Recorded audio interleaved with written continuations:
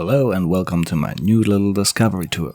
This time we're going to visit Scotland. To be precise, we'll be seeing Edinburgh, Edinburgh Castle, the Kelpies and Stirling Castle. Please enjoy. So let's start with Edinburgh. It has been the capital of Scotland since the 15th century. With over 500,000 inhabitants, it is the second largest city after Glasgow in Scotland. The origin of today's Scottish capital, Edinburgh, is still largely unknown, but it is assumed that today's Castle Rock, the volcanic rock with its 3 vertical slopes, represented a natural defense and therefore was the reason for the first settlement of the place. The first traces of the settlement are dated back to around 850 BC. Around 450, the Picts, a Celtic tribe, finally settled the Castle Rock. But they were not alone. The Britons, another Celtic tribe from northern Britain, also lived at this time. In the 6th century, the Scots, a third Celtic tribe, arrived in Scotland from Northern Ireland and established the Kingdom of Dalradia. Until 1018, this fortress served as a southern outpost of Scotland. However, this couldn't prevent the English from sacking the city 7 times. In the 11th century, the market at the foot of the fort began to thrive, and the Edinburgh's growth began. With this growth, reliable knowledge of the history of the city began to emerge. By the mid-15th century, the city began to gradually recover from these setbacks and continued to grow in importance. In 1450, Edinburgh was fortified and the first city walls were built. They encompassed the old city and the area around the grass market.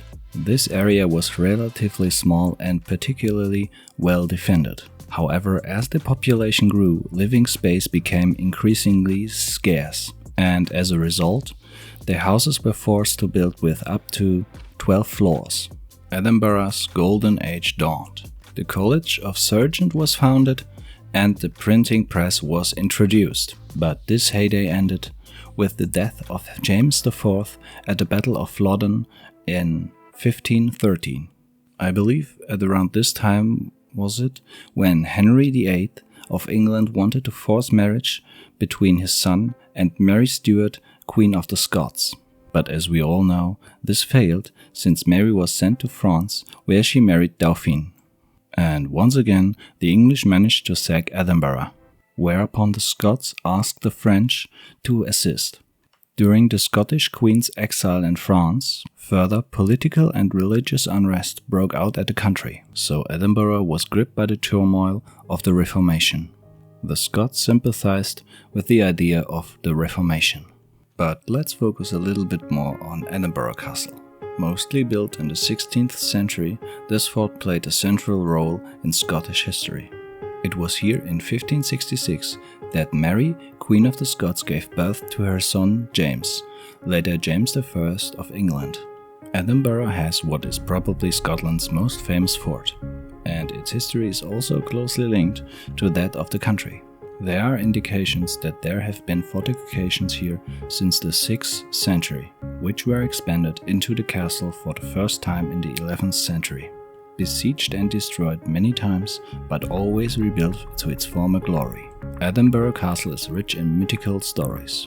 Perhaps one of the most beautiful and mysterious is the Stone of Scone. The Stone of Scone is a cubit block of red sandstone weighted at around 152 kilograms. Scotland's king set foot on it at the solemn oath of enthronement. In the early Middle Ages, people attributed almost magical powers to the stone. In 1296, it came to London as spoils of the English war. It was placed in Westminster and was hastily installed under the English royal throne. But finally in 1950, patriotic Scottish students secretly brought the stone back home. But during this process, it broke into 2 pieces.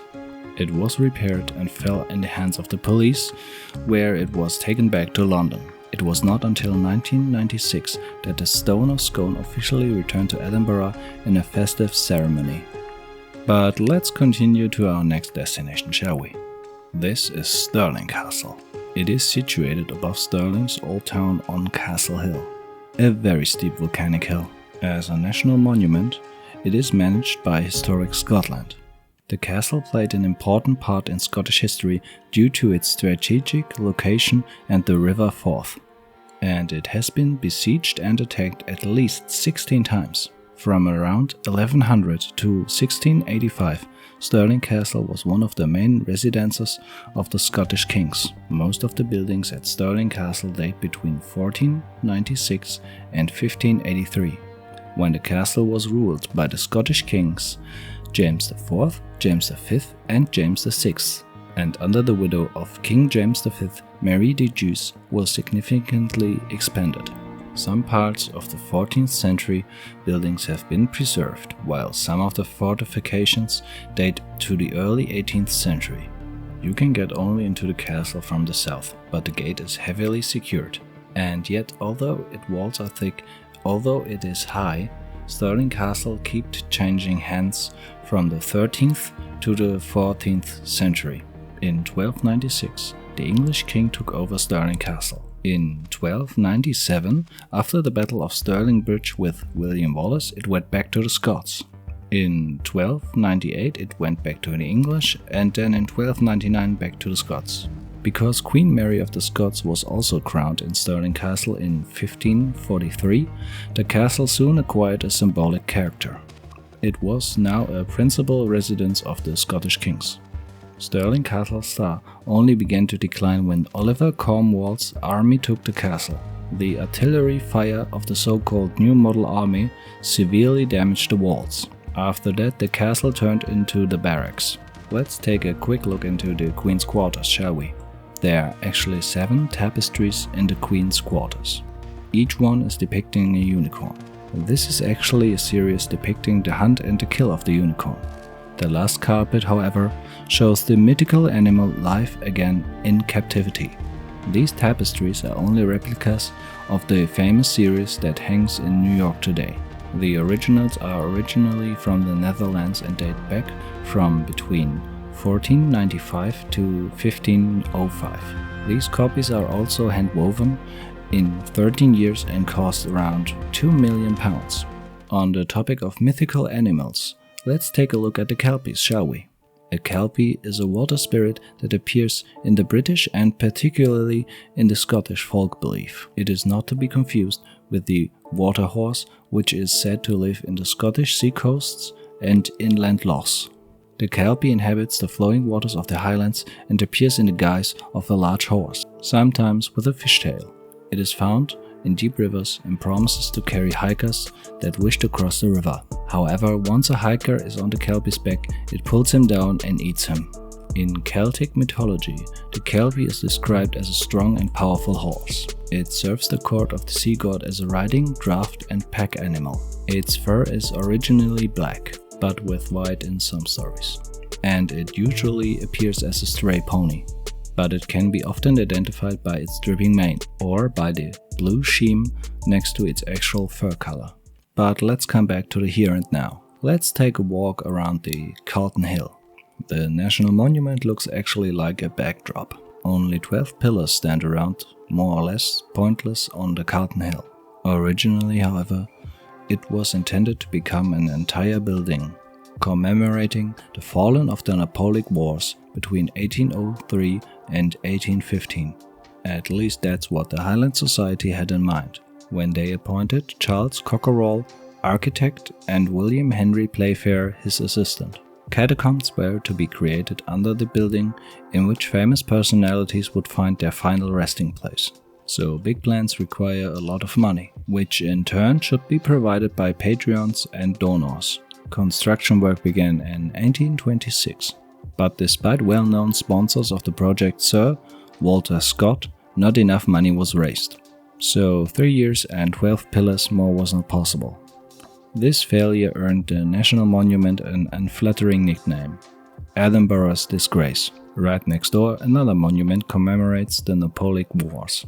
After all, the Nelson Monument was completed in 1816 and commemorates the victory of the Battle of Trafalgar. Vice Admiral Horatio Nelson. The tower stands on top of the Calton Hill and rises another 32 meters. The Old City Observatory occupies the largest area on Calton Hill. The middle building is reminiscent of a Greek temple. No wonder, since William Henry Playfair, who later also worked on the National Monument, was responsible for this. At the far end is an ancient structure, the Thomas Short Observatory, which was built in the mid-18th century. And then there is the most famous photo motif on Carlton Hill, the Dugald Stewart Monument. Dedicated to the Scottish philosopher, it overlooks Edinburgh and serves as a foreground for shots of the city in the background. And this was it for the video. Thank you for making it to the end.